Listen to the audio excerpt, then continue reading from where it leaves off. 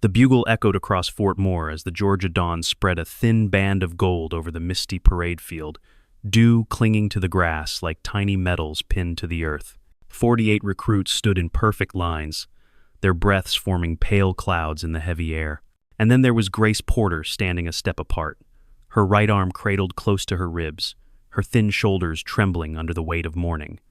"Porter, you planning to salute me with that limp wrist, or should I mail you home myself?" Staff Sergeant Miguel Alvarez's voice cracked like a whip, slicing through the stillness. The recruits laughed, some nervous, others mean. Grace didn't lift her head. "Permission to see medical, Sergeant." "It's my arm," she said quietly. "Your arm?" Alvarez sneered. "What is this, Princess Hour?" From the front row, Tyler Briggs, 6 feet of muscle and mockery, grinned. "She's got a boo-boo from yesterday's jumping jacks, Sarge." Laughter rolled across the field. Kayla Hart's ponytail swished as she smirked. "She's faking. Just wants out before it gets hard." Grace said nothing. Her arms shook harder. A tremor she tried to hide by gripping her sleeve, but the fabric slipped, exposing the dark curve of a tattoo beneath pale skin. She yanked the sleeve down fast, but Noah Park already had his phone out. "Yo, Princess got some ink. What is that prison art?" "Phones away," Alvarez roared, stomping forward until his boots crushed the wet grass. "You got 10 seconds, Porter. Back in line or you're done." "We don't do weakness here." The countdown began. 10, 9, 8. Grace's breathing stayed slow, controlled, her gaze fixed somewhere past the sergeant's shoulder, as if she were looking at something no one else could see. To everyone else, she looked afraid, but one man in the back noticed something different. Corporal Cole Jensen, a Marine-turned-instructor, studied the way she distributed her weight, the angle of her feet, the way her eyes tracked the smallest movements. He'd seen that stance before in dusty places where one wrong step meant death. 6, 5. Alvarez's spit flew as he shouted, his face red with rage. Grace didn't move.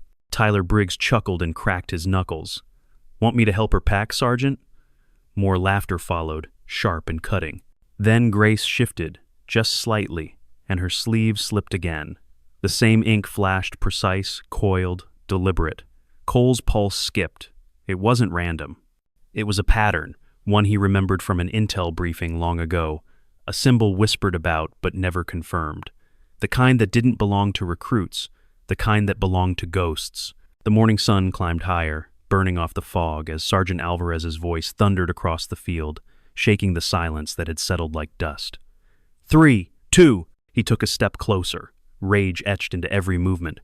1. When Grace still didn't move, he reached for her shoulder to shove her out of formation, but she stepped back, smooth and precise, like her body had rehearsed that motion 1,000 times. It wasn't defiance, it was muscle memory. "You dare evade me, recruit?" Alvarez barked, but there was something uncertain in his tone now. "Briggs! Park! Get her off my field!" Tyler Briggs grinned, eager for a show, and stepped forward with his usual arrogance. "My pleasure, Sergeant." He loomed over Grace, smirking like a man convinced of his strength. She met his eyes for half a heartbeat, calm, steady, unflinching. Then, without warning, she dropped to the ground. For a moment, everyone thought she had fainted. But then she started doing push-ups, slow, deliberate, one arm tucked close against her chest. "Oh, now she wants to exercise," Noah laughed, recording with his phone again. "Too late, Princess." The crowd jeered. Alvarez folded his arms, watching. Grace's form was perfect, almost mechanical. Her back straight, her breathing even. 5, 6, 7. Each push-up drew her sleeve higher, exposing more of the dark, coiled tattoo underneath. By 10, a hush had started to fall over the formation. The laughter dimmed. Tyler Briggs, irritated by the sudden quiet, pressed his boot on her back. "Let's see how long she lasts now." Grace's body trembled under the added weight, the tremor in her right arm worsening, but she kept moving. 8, 9, 10. Her lips pressed tight, her jaw locked. She didn't grunt, didn't cry out, didn't give anyone the satisfaction of pain. "Is that a snake?"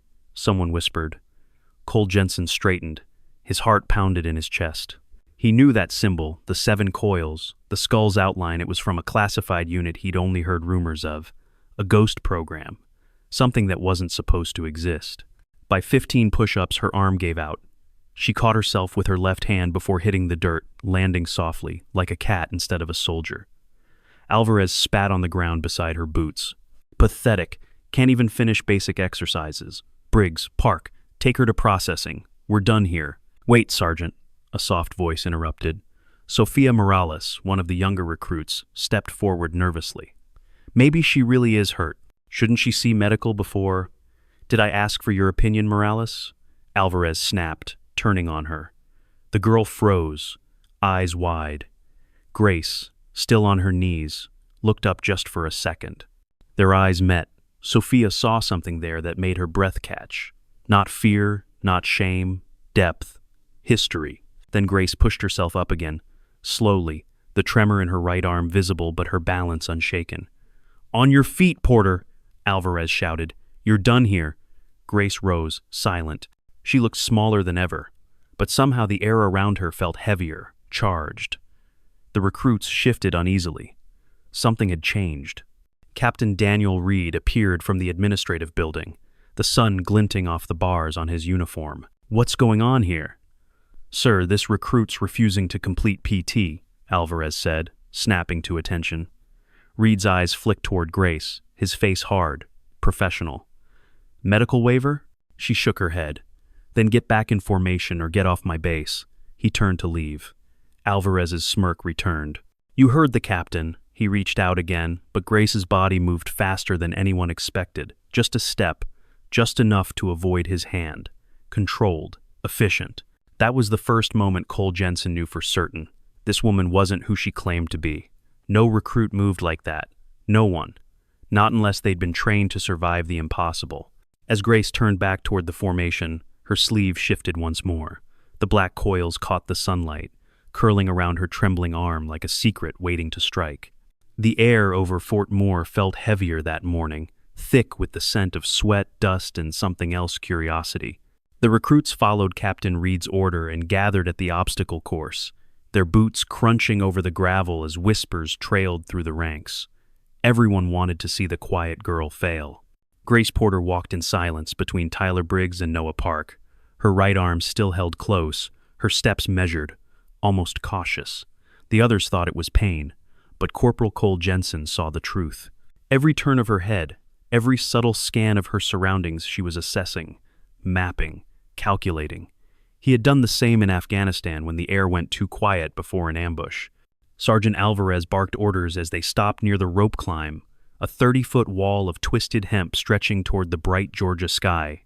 Let's go, Porter. Show us what you've got, he said with mock enthusiasm. Tyler chuckled beside him. She can barely hold her arm up, Sarge. Maybe we should call the paramedics now.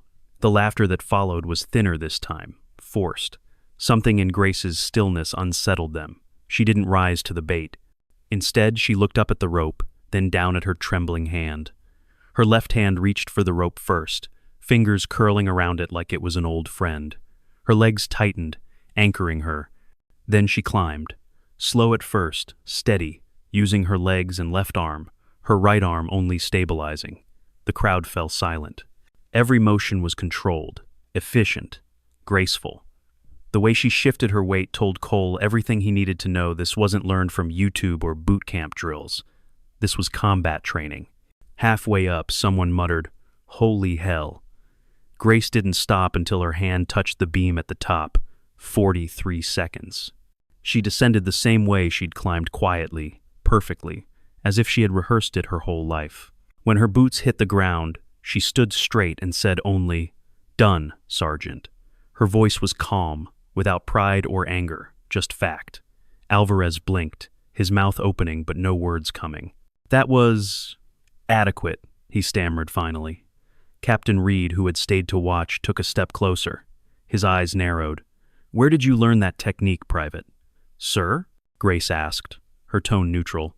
That climb, Reed said quietly. It's not basic training material. Who taught you?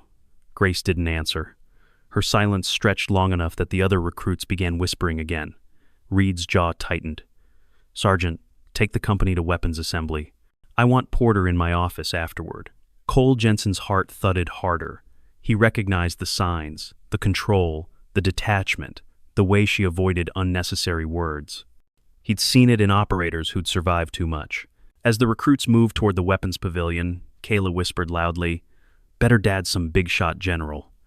"Or a gang leader," Noah added, his voice shaky despite the joke. Grace ignored them. Her eyes stayed forward. Cole walked a few paces behind, close enough to see the faint tremor still running down her right arm. The tattoo beneath her sleeve shifted as her muscles flexed, a snake's body coiled tight, a hint of scales glinting in the sunday. He knew that pattern. He'd seen it on briefing slides, labeled, "Classified for eyes only." 7 coils, a skull in the serpent's mouth. Unit 731. A name whispered among soldiers as myth. The Black Vipers, ghosts who didn't exist on paper but left trails of saved lives and dead enemies across half the world. Cole swallowed hard. If she was one of them, then something bigger than a training drill was happening on this base. At the weapons table, Sergeant Alvarez gestured toward a disassembled M4 carbine. "Since you're so talented, Porter, show us what you've got. 2 minutes to assemble, go." Grace stepped forward, her right hand trembling visibly now. The crowd leaned in. She picked up the lower receiver with her left hand, her fingers steady. The right hand moved to support it, but slipped, knocking the barrel to the floor with a sharp clang. Laughter erupted. "See? Told you she's all show," Tyler sneered. Grace ignored him and kept working. She moved slower, dropping another part, then another. To the untrained eye, it looked like fumbling. But Cole Jensen's breath caught. Her movements weren't random, they were deliberate. Each dropped piece landed in a pattern. Each pause was timed. He recognized it. A reverse assembly sequence from an advanced armorer's manual, done from memory, backward. She was sending a message or testing who was smart enough to notice. Cole took a quiet step closer. "She's not fumbling," he whispered under his breath. "She's showing us." And in that moment, as Sergeant Alvarez mocked her again, Grace lifted her trembling hand to brush her sleeve, and the faint edge of the tattoo showed once more, coiled like a secret waiting to strike. Captain Daniel Reed stood by the open doorway of his office, the sound of distant gunfire from the range echoing through the Georgia heat. He had been in the Army long enough to recognize when something didn't fit, and Grace Porter didn't fit. Her file was spotless, too spotless. No prior service, no family ties, perfect academic record, no gaps, no questions. It was the kind of file that looked written to impress a background check. He had seen that before, once, when a special operations candidate had been planted under an assumed identity for covert training. Reed closed the file, his jaw tight, as the door opened. Sergeant Alvarez entered first, followed by Grace. Her uniform was wrinkled, streaked with dirt from the obstacle course, her right sleeve still pulled low to hide the tremor. She saluted, slow but precise. "Private Grace Porter reporting as ordered, sir." Reed's eyes searched her face. It was calm, too calm. "You put on quite a show out there, Porter," he said, walking around his desk. "That rope climb was impressive. Not the kind of skill we usually see in a new recruit. Just luck, sir." Her voice was steady, her gaze level. Reed leaned closer. "Luck doesn't teach combat breathing or precision balance. That's training, specialized training." "Where did you learn it?" Grace said nothing. The silence stretched thin. Alvarez shifted uncomfortably. Reed's tone sharpened. "That's a direct question, Private." Her left hand tightened on her sleeve. "With respect, sir, I don't have an answer you'd believe." Reed frowned. He turned to Alvarez. "Take the company through weapons cleaning. I'll handle this." When Alvarez left, the room fell quiet. Outside, cicadas droned. Reed moved to his computer and began typing, sending a coded request to a contact at Fort Bragg, an old favor. "We'll just see what your story really is," he muttered. Meanwhile, Grace stood still, her gaze drifting toward the window. Her reflection showed a tired face and a shaking hand that wouldn't stop, no matter how much she willed it. The tremor had become part of her constant, unwanted, but familiar. It reminded her of nights spent in darkness, waiting for dawn, when the only thing she could control was not giving up. Reed's computer beeped. The reply came faster than expected. He scanned the screen and froze. "This can't be right." He clicked again, reread. Her background check came back too perfect. Every line of data looked real, but somehow sterile, like it had been cleaned by someone who knew exactly what to erase. "Porter," he said quietly, You care to explain why your high school transcripts were filed in the same month they were supposedly created? Or why your social security number traces to a district that doesn't exist? Grace didn't blink. No, sir. Reed's stomach tightened. He was about to push further when the office door burst open. Alvarez stood there, out of breath. Sir, you need to see this. Behind him, Tyler Briggs and Noah Park stumbled in, their faces pale. We didn't mean to interrupt, Tyler stammered. But she's got a tattoo, sir. A snake or something. We thought she was lying about it being old, but out. Reed barked, but it was too late. Noah raised his phone, camera shaking. We just wanted proof, sir, that she's not who she says. Grace's hand shot out. She grabbed Noah's wrist, twisted, and the phone clattered to the ground. The movement was fluid, precise, terrifyingly fast. Before anyone could react, she released him and stepped back. Her sleeve had ridden up in the scuffle. The tattoo glinted black against pale skin, a coiled serpent with 7 rings and a skull in its mouth. Silence filled the room like a held breath. Reed felt the hair on his neck rise. He had seen that insignia once, years ago, stamped in red ink across a classified dossier marked 731. He whispered, "Dear God." Alvarez's voice cracked. "Sir, that's just a myth. That unit doesn't exist." Grace's voice, quiet but steady, cut through the silence. "It exists, Sergeant, and so does the man who sold us out." The tremor in her hand grew worse, but her eyes were steel. Reed stared at her, the truth dawning like a slow sunrise. "You're not here to train," he said. Grace shook her head. "No, sir. I'm here for justice." The tension inside Captain Reed's office was thick enough to choke on. The air conditioner hummed weakly, but sweat still glistened at the base of his neck as he stared at the trembling woman standing before him. Grace Porter, if that was even her real name, had just revealed a symbol that wasn't supposed to exist. A serpent coiled 7 times, fangs sunk into a skull, the mark of Unit 731. Reed's voice was low. "You need to explain yourself, right now." Grace's eyes met his without fear. "Not here, sir.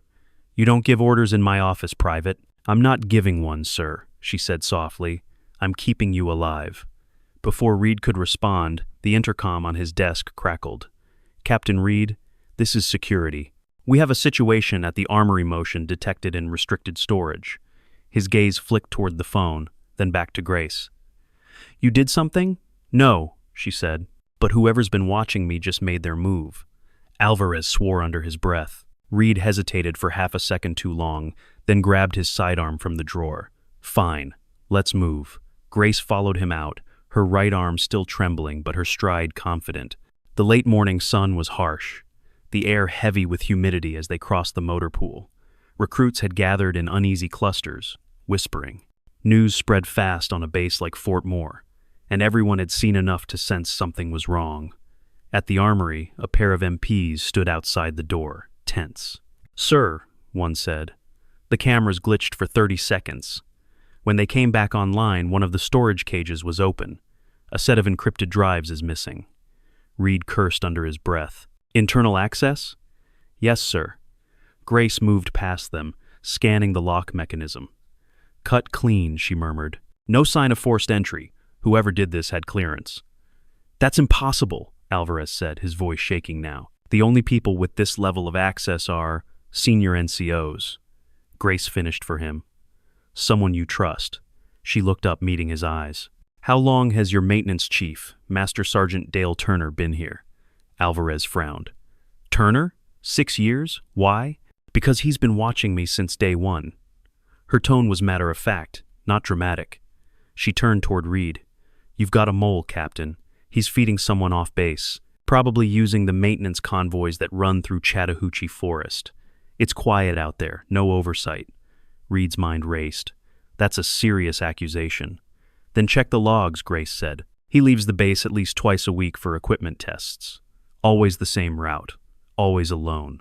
That's how I tracked him before I came here." Alvarez's voice cracked. "Tracked him? You mean, I've been hunting him for 3 years." The words landed like a grenade. Reed's hand clenched tighter around his weapon. "And you didn't think to tell anyone?"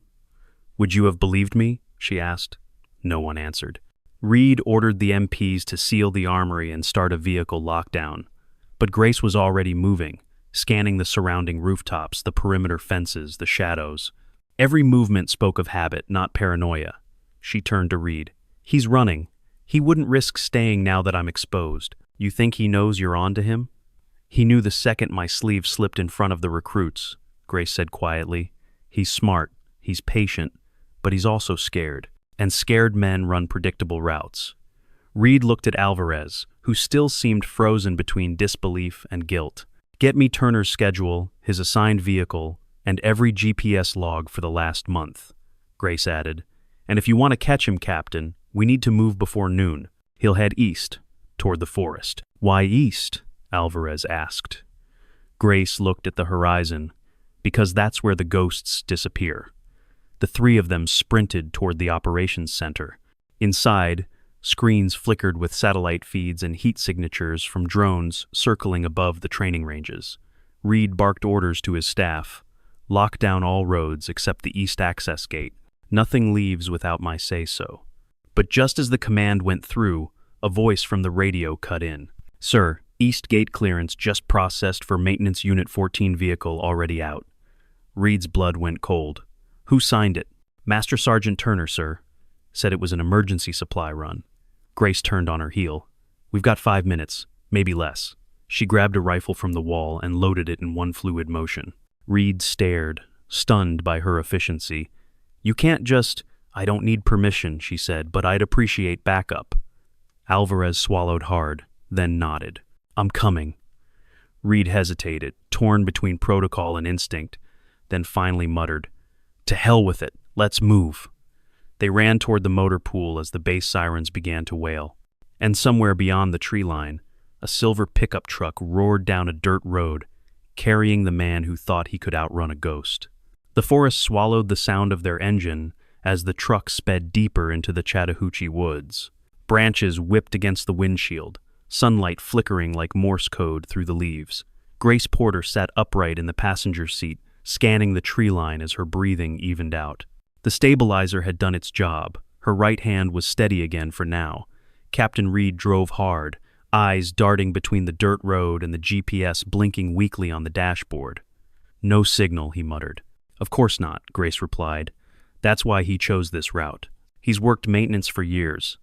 Knows which roads the base never monitors. In the back seat, Alvarez kept checking his rifle, fingers trembling.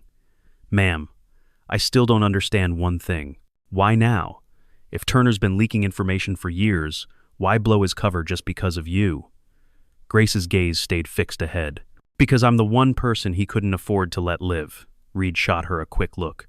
You mean from Syria? She nodded once. He was the logistics lead for our sector. He knew our insertion point. We thought the enemy was just lucky. It wasn't luck. The road curved sharply, forcing Reed to downshift. So you came back here undercover to catch him. Not just him, Grace said. Whoever he's working for. A few seconds passed before she added, almost to herself. 4 good men died because of that leak. They never found peace. I intend to give it to them. The truck hit a patch of loose gravel, fishtailing before regaining traction. The forest thickened, the smell of pine sap filling the cab.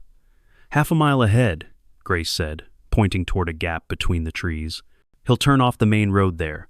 It leads to an old ranger station. 2 exits North Slope and Riverbank. He'll take the slope. Better view, easier escape. Alvarez frowned. You sound like you've rehearsed this.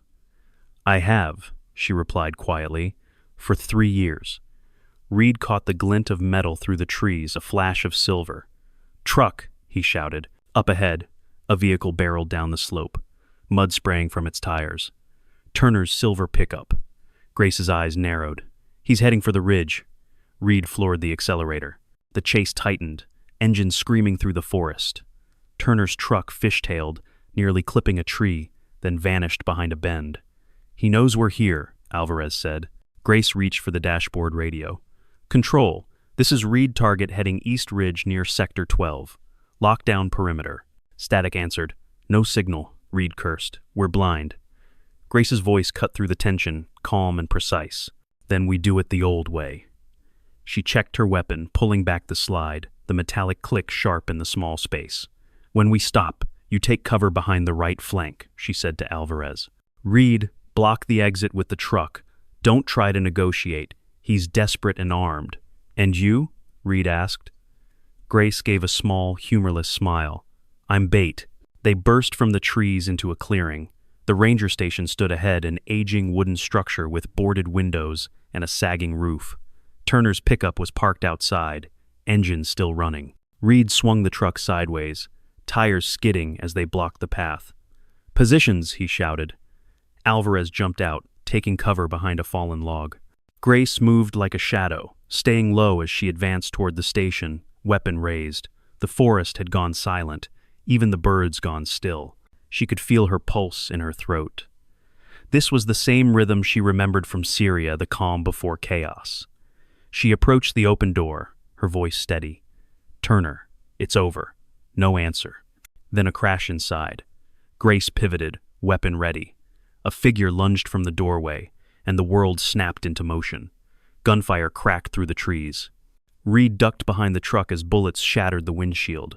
Grace returned fire, diving behind a support post. Splinters exploded near her head.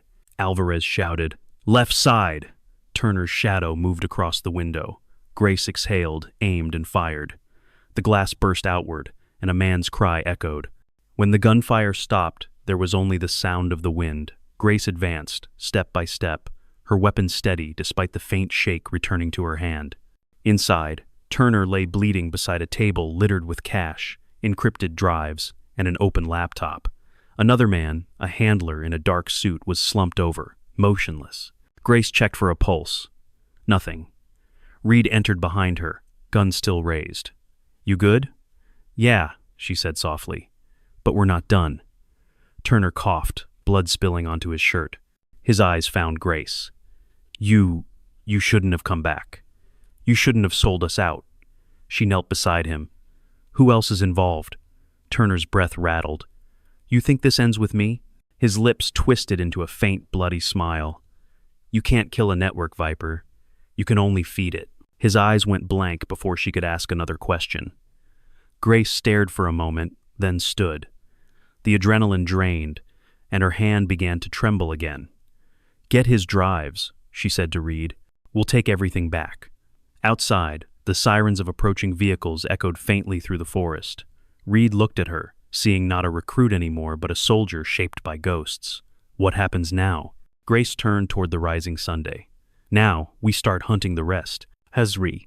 By the time the base convoy reached the ranger station, the sun had climbed high enough to bake the mud dry and turn the clearing into a glare of white light.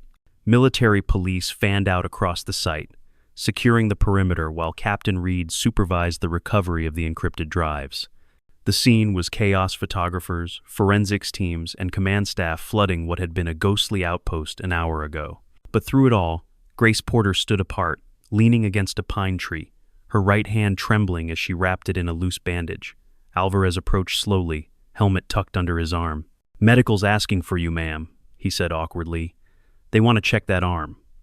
Grace looked at him, the faintest flicker of exhaustion crossing her eyes. "It's permanent," she said simply.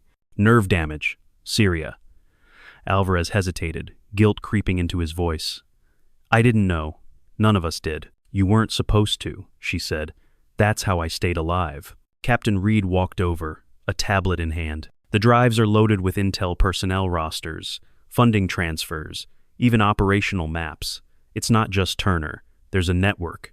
Grace nodded, expression unreadable. "How deep?" 4 bases, maybe more," Reed said, scrolling through data. "We'll need counterintelligence from DC to process this." He stopped, looking at her closely. "You planned for this, didn't you? You knew Turner wasn't acting alone." Grace gave a small shrug.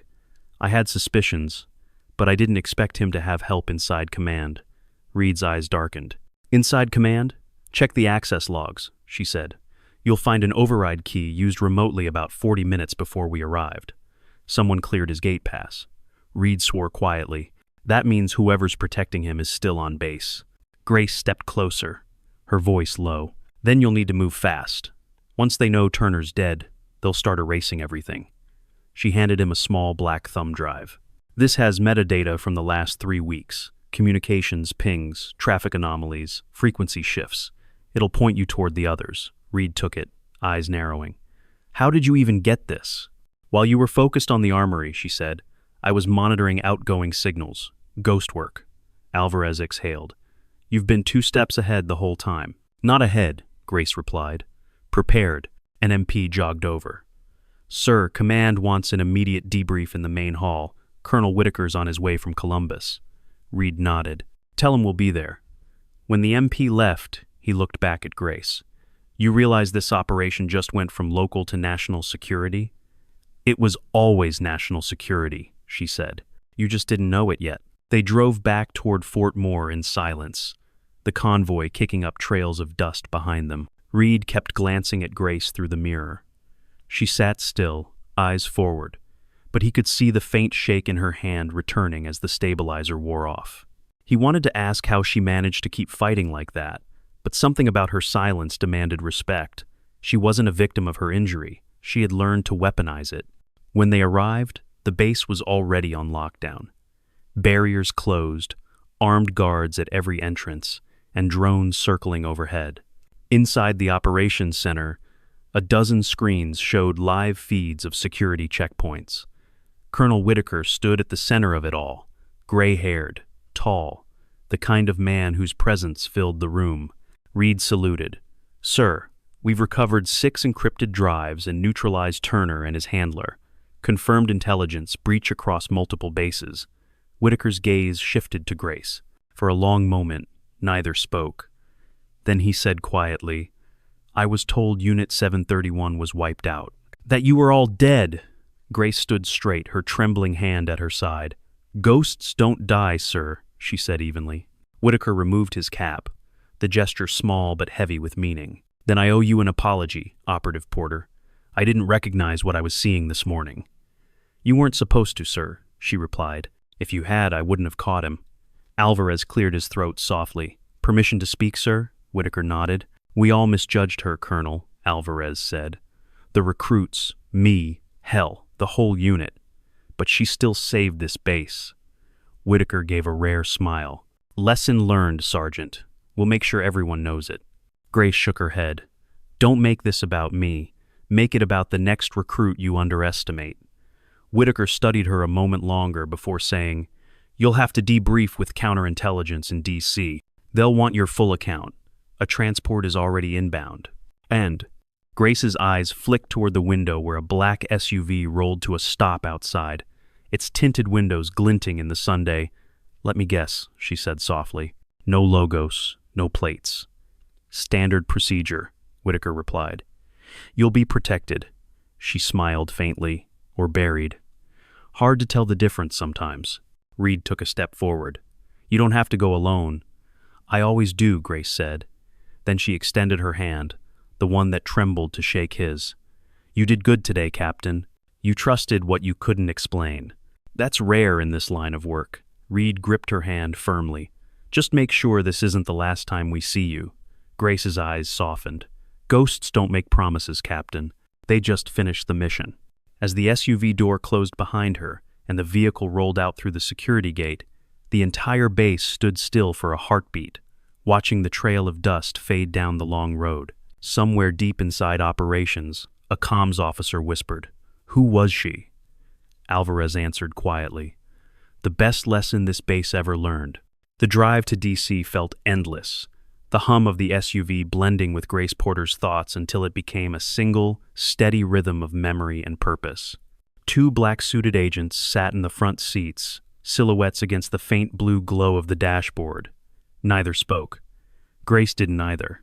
Her right hand rested on her knee, trembling in small, rhythmic pulses, the aftershock of adrenaline and nerve damage colliding inside her body.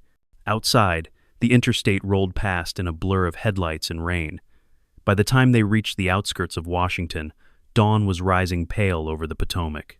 The SUV stopped at a discreet underground entrance beneath an anonymous gray building.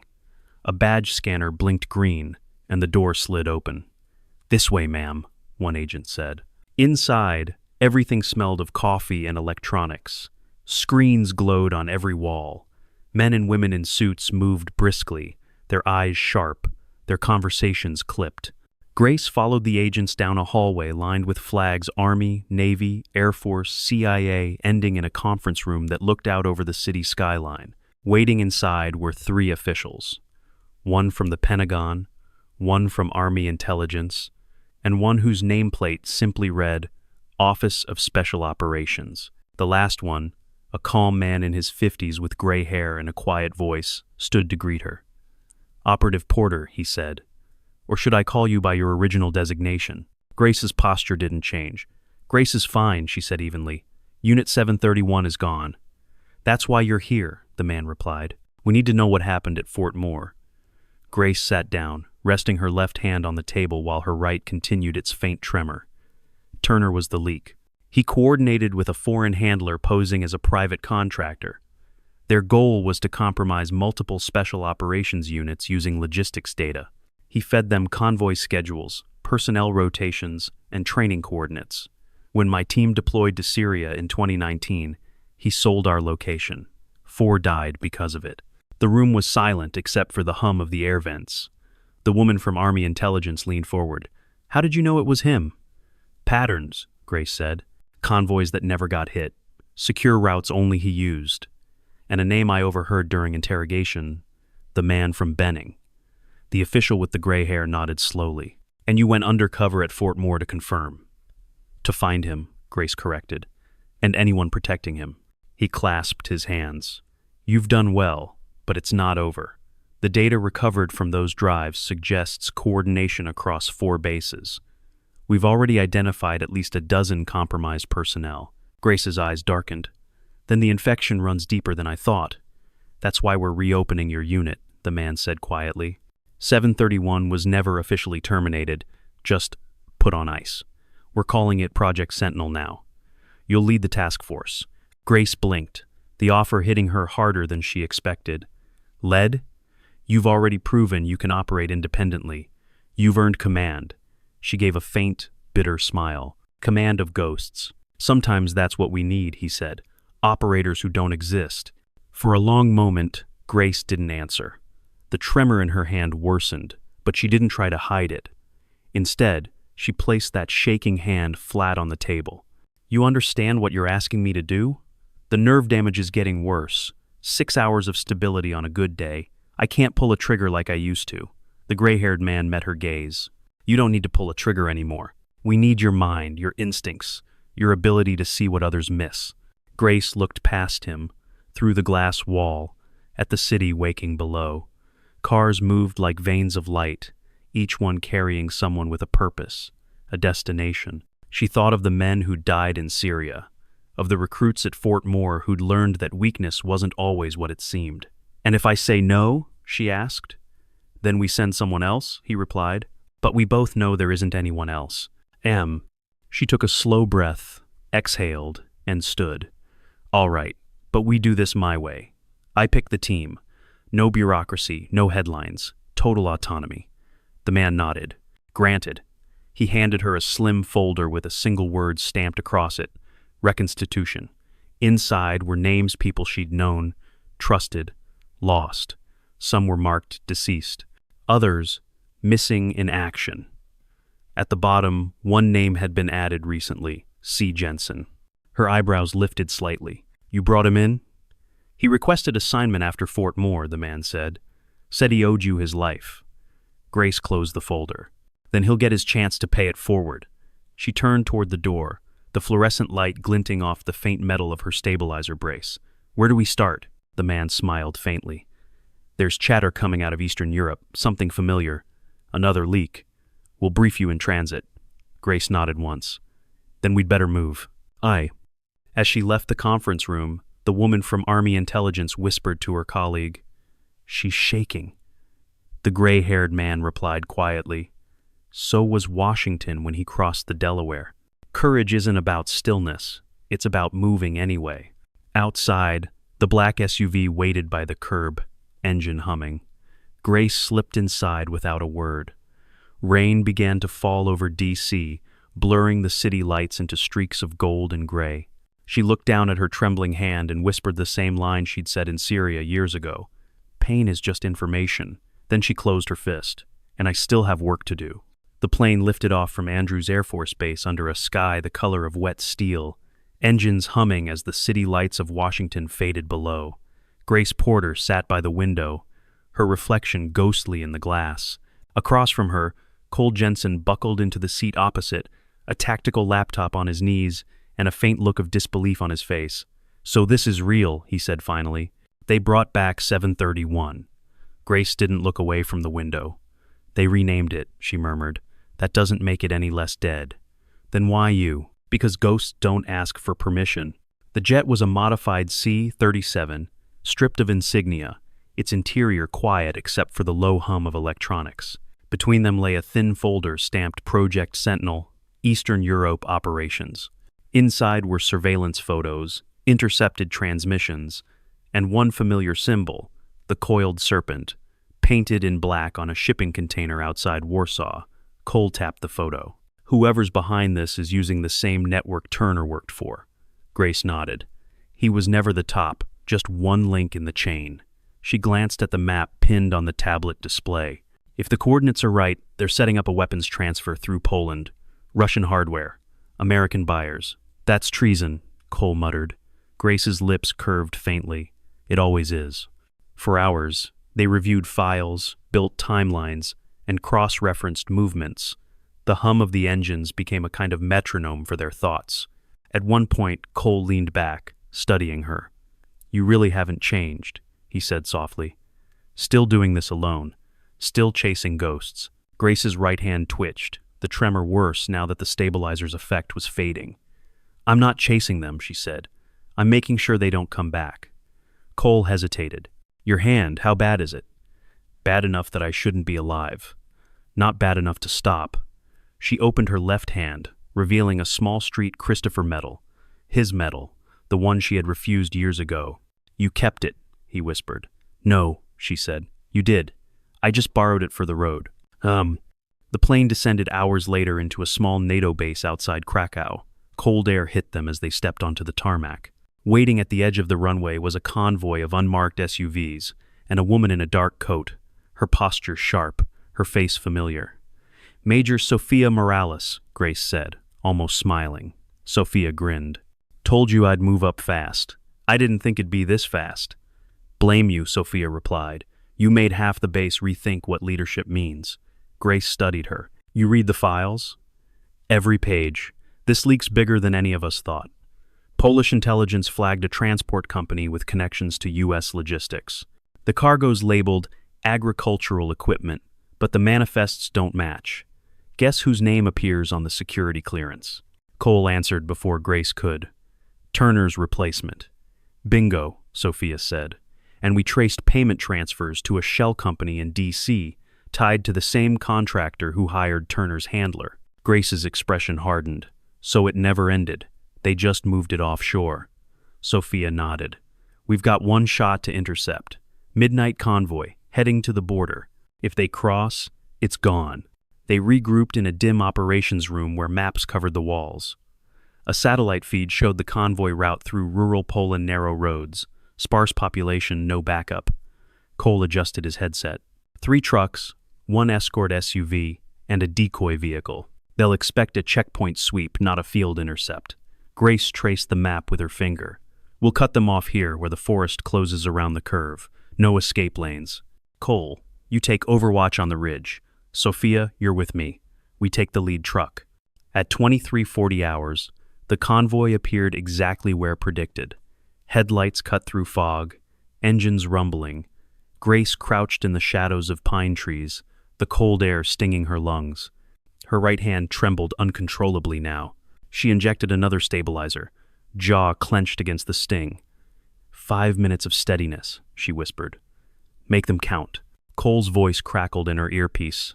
"Targets in sight, no civilian traffic. You're clear." "Copy," she replied. When the lead truck entered the curve, Grace signaled. A burst of light flashed, a smoke charge detonating ahead. The drivers braked hard. Chaos erupted. Cole fired warning shots, taking out the SUV's tires. Sophia charged forward, covering Grace as they approached the cabin. The door flew open. 2 armed men spilled out, shouting in Polish. Grace's reflexes took over: one kick, one disarm, one strike to the throat. Silence. She climbed into the cab, ripped open the cargo latch.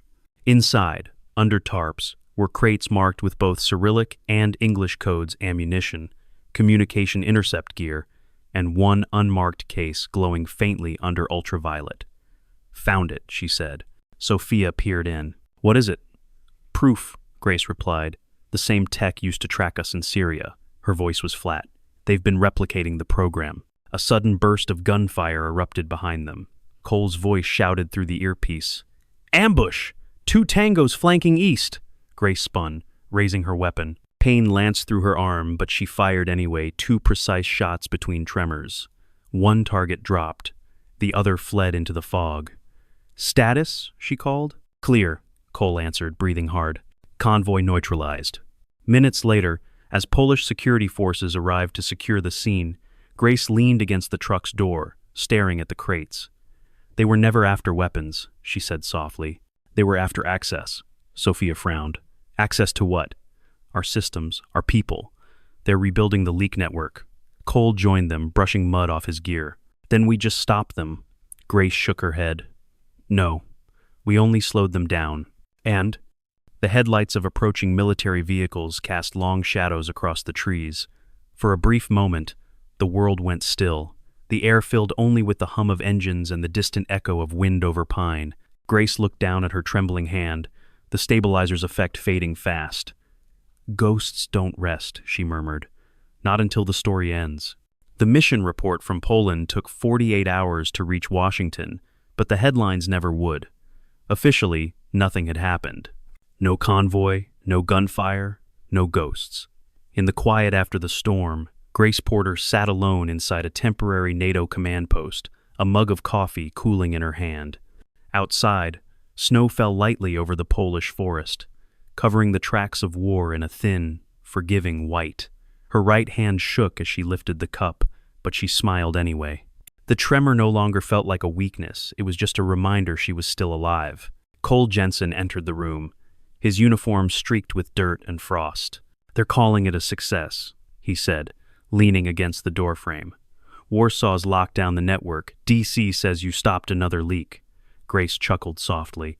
"Stopped one. There'll be more." He nodded, sitting opposite her. "Maybe, but not today." He hesitated, watching her hands. "You ever think of quitting?" "Every day," she admitted. "And then I remember the faces of people who didn't get to." She looked out the window where snow kept falling. "You can rest when the world is quiet. Until then, you keep moving." Sophia Morales entered next, holding a small envelope. Message came through private channel. No sender. Grace raised an eyebrow, opening it. Inside was a single note written in clean block letters. "Good hunting. Tower 4 remembers." She folded it once and slid it into her jacket pocket without a word. Hours later, they stood at the airfield as the transport plane idled on the runway. Cole offered his hand. "You going back to DC?" "For now," she said. "There's debriefing, new leads, the usual ghost work. You'll disappear again. That's what ghosts do." She smiled faintly. "Just make sure someone tells the next recruit at Fort Moore not to mock the quiet ones." Cole laughed, but there was a hint of sadness in it. "You changed that place, you know. People talk about you like a myth." "Good," Grace said. "Myths survive longer than soldiers." As the plane lifted into the gray sky, Grace looked down at the endless snow, the forest stretching out like veins across the earth. She thought of Syria, of Turner, of all the names that would never be spoken aloud.